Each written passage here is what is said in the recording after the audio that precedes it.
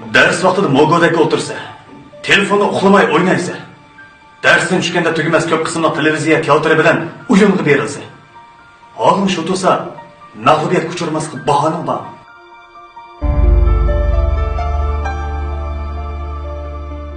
İmtihan dayısını belgilab bermasa, imtihandan o'tolmaysan.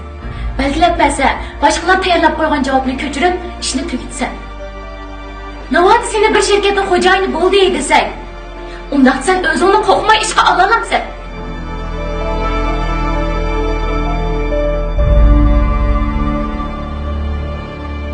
Pul to'lagan alarmanga mol tegmisi da'vo.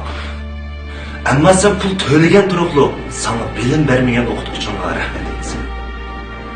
So'dining mush aqalli qoidasini tushunmasan, qo'lingdan nima ish keladi sen?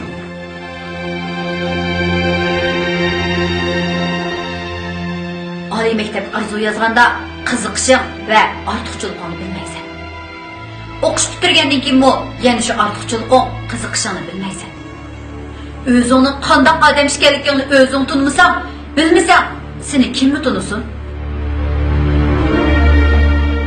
Amaliy mashg'ulot o'tganda xiyolim tog'da. Nazariya o'tgani bo'lsa xiyolim bog'da. Ahvolim mushtursa, ishsiz qolmaslikqa bahona bormi?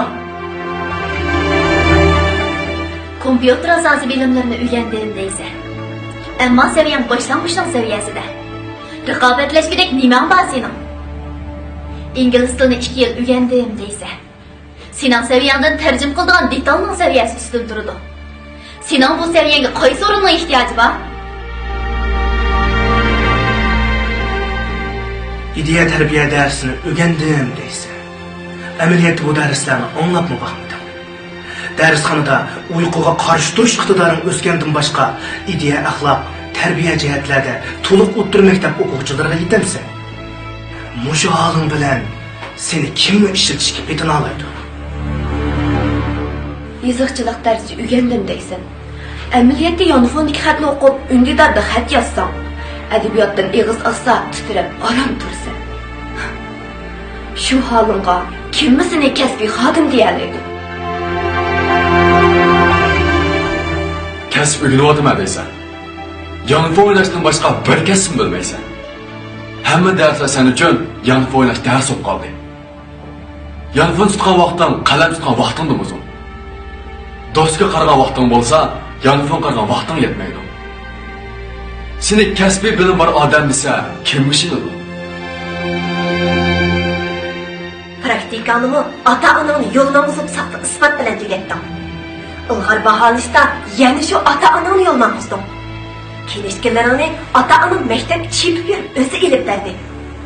Qani ayta, sen xizmat izlagan yana mushundaq ishonch va tamkin tura olabsan? Shamyak odamning ishkillari sar turib nashta qilib baxtangmi? Tamoq yeyishni bilmaydigan odamning qo'lidan bir ish keladi, kimga ishonsin? Birdan bir qiziqadigan o'yin. Vaqtingni eng ko'p sarf qiladigan o'yin. Tavsiyalarni o'ylab qo'ymaysan. O'zing qilgan ishni o'zing yaratmaysan. O'zingni o'zing yaratmasang, seni kim yaratdi? Cho'ng so'zlang desa, chukurkanga chachirtib, tag'zi cho'ng so'zlaysan. Yanchig'ingda puling qolmaganda, yuzingni poloda qilib, ota-onangga yelinasan. Bo'pti, qaqishti versang buni ham mayli deyli. Boshqalarni qaqishib baqan o'chi bo'lsang. Nima kunni ko'rsang? Yo'q. Ota-onang bo'lmasa jama qolamsan. Bu masalaning javobini o'zing bilmasang, sana nima istiqbol kelgan o?